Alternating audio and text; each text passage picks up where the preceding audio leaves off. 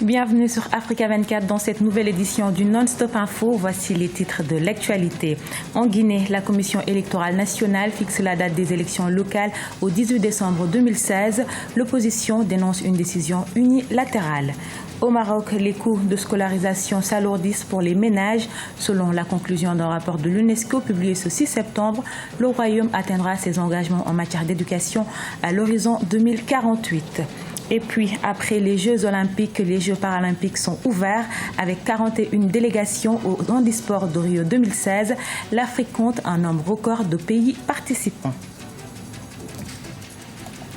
En Guinée, les élections communales et communautaires devront avoir lieu le 18 décembre 2016. La commission électorale se dit prête pour cette date, une date qui fait polémique au sein de l'opposition guinéenne. Cette dernière dénonce le manque de consensus dans le calendrier électoral. Les précisions de Deo Gracias Podo. La Commission électorale nationale indépendante en Guinée a proposé la date du 18 décembre 2016 pour la tenue des élections communautaires et communales. En 2015, la CENI avait été vivement critiquée pour avoir décidé d'organiser le scrutin local après la présidentielle. La controverse a fait l'objet de manifestations à travers le pays. Réclamées depuis plusieurs mois par de nombreux acteurs politiques et ceux de la société civile, ces élections devraient contribuer à l'apaisement des tensions entre pouvoir et opposition. Techniquement, la CENI sera prête à organiser ces élections seulement à la date du 18 décembre 2016. Il reviendra naturellement au président Alpha Condé en dernier ressort et ce conformément aux dispositions pertinentes de la Constitution de fixer la date du scrutin et de convoquer le corps électoral.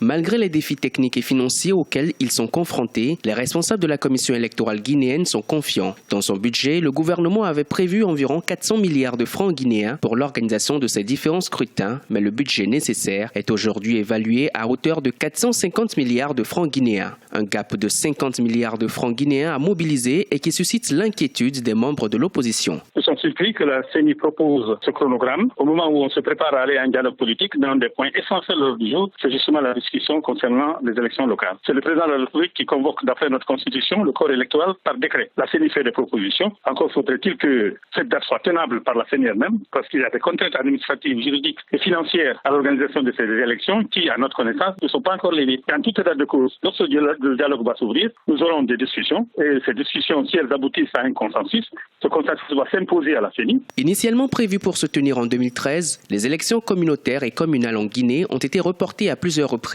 D'abord en 2014 puis en 2015. Sauf désapprobation du chef de l'État Alpha Condé, les électeurs guinéens devraient donc se rendre aux urnes en décembre 2016. Au Gabon, après la réélection contestée du président Ali Bongo Ondimba et les troubles qui s'en ont suivi, le gouvernement fustige le comportement de la mission d'observation de l'Union européenne par la voix de son ministre des Affaires étrangères, Emmanuel Issoze Ngondé. Ce jeudi, les autorités gabonaises ont dénoncé notamment l'inconvenance des observateurs de l'Union européenne. On écoute Emmanuel Issoze Ngondé. Nous avons relevé beaucoup d'incongruités dans les comportements des observateurs de l'Union européenne. Et de telle sorte que ça nous a laissé croire que l'Union européenne a souhaité, a voulu, dans l'accomplissement de sa mission, changer son mandat. À travers le comportement de ces observateurs, on a la nette impression qu'elle a voulu transformer ce mandat d'observation en un mandat de contrôle. Visant à s'octroyer une responsabilité de certification des résultats de l'élection présidentielle au Gabon. Et ces palinodies ne sont pas de nature à crédibiliser la communauté internationale, surtout lorsqu'elle vient à se pencher sur une situation qui se passe en Afrique. Le continent africain n'a pas besoin de tout ça. Le Gabon n'a pas besoin de tout ça. Nous avons un partenariat très fort avec les acteurs de la communauté internationale, mais nous exigeons que dans ce partenariat, le Gabon soit respecté. L'accès à l'éducation au Maroc continue de nourrir des inquiétudes. Même si le Royaume s'est engagé à assurer l'accès à l'éducation pour tous, le gouvernement connaîtra des retards dans la réalisation de ses objectifs. C'est ce que prévoit un rapport de l'UNESCO, comme nous l'explique dans ce sujet commenté et préparé par Olivia Yéré-Dobré. l'éducation représente de lourdes charges pour les ménages marocains. Selon un rapport de l'UNESCO sur l'éducation publié ce 6 septembre 2016, les ménages marocains considèrent que les coûts liés à l'éducation sont les principaux motifs qui entravent la scolarisation de leurs enfants. D'autre part, en dépit de l'amélioration de la parité entre les sexes dans l'enseignement primaire, la scolarisation des filles dans l'enseignement secondaire reste faible, toujours selon ce rapport. La scolarisation des filles a enregistré des progrès, mais lors du passage du primaire au secondaire, les inégalités se creusent. L'effectif des filles les plus pauvres diminue, la pauvreté exacerbe l'inégalité de sexe. Alors que l'éducation fête ce 8 septembre la journée internationale de l'alphabétisation, 32% de la population marocaine souffre encore d'analphabétisme. Cependant, durant ces 10 dernières années, grâce aux efforts des autorités marocaines, 6,8 millions de personnes ont bénéficié des programmes d'alphabétisation dans le pays. Notamment grâce au programme Tayssir qui consiste à aider financièrement les familles pauvres en milieu rural pour éviter l'abandon scolaire. En réalité, c'est un véritable sujet qui se pose aujourd'hui dans cette transition économique marocaine vers un pays émergent. Les dirigeants politiques se sont aperçus de cette réalité, c'est que l'enseignement au Maroc, véritablement, ces dernières décennies, il fonctionnait à 2 vitesses. Un système qui favorisait, qui permettait aux riches d'être dans les meilleurs établissements contre paiement évidemment tous les laissés pour compte, en fait tout le reste des Marocains étaient scolarisés dans ce qu'on appelle des voies de garage, des établissements manquant de tout. Alors il y a cette iniquité liée à un système. Les Marocains ont la lucidité de se rendre compte de cette réalité pour pouvoir la corriger avec ce système permettant aux plus pauvres d'être injectés dans le circuit. Selon le rapport mondial de suivi sur l'éducation publié par l'UNESCO, le Royaume atteindra ses engagements en matière d'éducation à l'horizon 2048. Et toujours selon le rapport de l'UNESCO publié ce 6 septembre, le taux de scolarisation est de 50% en moyenne en Afrique. La moyenne réservée au Rwanda avoisine les 100%. Une très belle performance due aux efforts des autorités rwandaises dans l'accès à l'éducation pour tous. Reportage au Rwanda de notre correspondant Olive Adjakoton. Le taux de scolarisation est désormais de 98% au Rwanda, selon le rapport 2016 de l'Organisation des Nations Unies pour l'éducation, la science et la culture. Un rapport publié le 6 novembre et qui fait l'état sur l'accès à l'éducation dans le monde.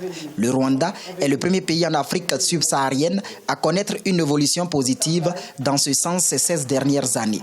Le taux de scolarisation est passé de 72% en 2000 à près de 100% en 2016. Par ce taux, c'est une fierté considérer que d'autres pays, ou bien la moyenne d'Afrique tourne autour de 50%. C'est une fierté. Alors, pour nous, Rwandais, il ne faut pas nous arrêter par là. Les enfants ne font plus beaucoup de kilomètres en se rendant à l'école. Et aussi les autorités locales mettent beaucoup d'efforts pour qu'il n'y ait aucun enfant qui reste à la maison. Malgré cette performance du secteur éducatif rwandais, certains experts critiquent la qualité de l'enseignement. Le nombre élevé d'élèves dans certaines salles de classe, l'insuffisance d'enseignants sans oublier le peu d'équipements didactiques dans les filières professionnelles sont des défis d'actualité. Tu peux te rendre à une école là qui enseigne par exemple la menuiserie et tu ne trouves pas les planches, tu ne trouves pas les matériaux qu'ils utilisent pour faire la menuiserie. Même si les enfants accèdent à l'école, nous avons des classes, surtout à l'école primaire, des classes surchargées. Un grand nombre dans une salle de classe avec un enseignant. C'est le défi et je pense qu'on devra l'adresser au fur et à mesure que le pays se développe. 18% du budget national est actuellement alloué à l'éducation au Rwanda. Rappelons que le gouvernement consacre près de 90 milliards de francs rwandais à la paye des enseignants, mais le salaire minimum de 40 000 francs ne favorise pas assez l'épanouissement du corps enseignant selon les acteurs. À la page sport, après les Jeux Olympiques, place aux Jeux Paralympiques. La cérémonie d'ouverture s'est déroulée ce mercredi 7 septembre au stade Maracanã do Rio au Brésil. L'édition Handisport 2016 comporte un nombre important de pays africains, un record de participation que les athlètes africains espèrent transformer en record de médailles. Gladys Mwamba. 41 délégations africaines aux Jeux paralympiques de Rio 2016. Jamais l'Afrique n'avait été autant représentée à cette compétition handisport. Du 7 au 18 septembre 2016, 315 athlètes du continent africain sur les 4300 présents à ces Olympiades tenteront de défendre les couleurs de leur pays. L'Algérie, l'Égypte et l'Afrique du Sud étant les 3 délégations africaines les plus représentées, avec 60 Algériens, 45 Égyptiens et 43 Sud-Africains. Ce sont généralement les pays d'Afrique du Nord qui ont le plus de représentants. Malheureusement, pour les autres, la moitié des délégations africaines seront présentes avec un, voire maximum 2 athlètes. C'est-à-dire en Afrique, les mentalités ont beaucoup évolué pour permettre à ces sportifs de pouvoir participer, s'entraîner, vivre comme tout le monde. C'est-à-dire la mentalité en Afrique a beaucoup évolué. Le Malawi, Sao Tomé et Principe et les Seychelles inaugurent lors de l'édition 2016 leur première participation à la plus grande manifestation d'handisport au monde. Ces Jeux paralympiques constituent un réel vivier de médailles pour les délégations africaines.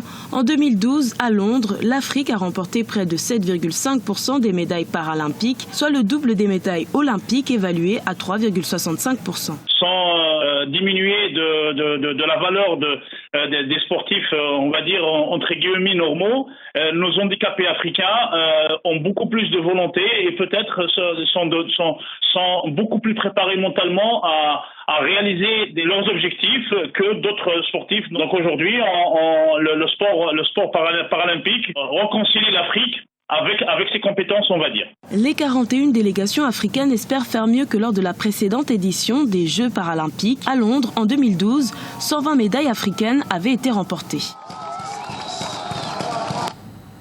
C'était le journal de la rédaction. Nous vous remercions pour votre fidélité. Dans un instant, une nouvelle édition de l'actualité sur Africa 24.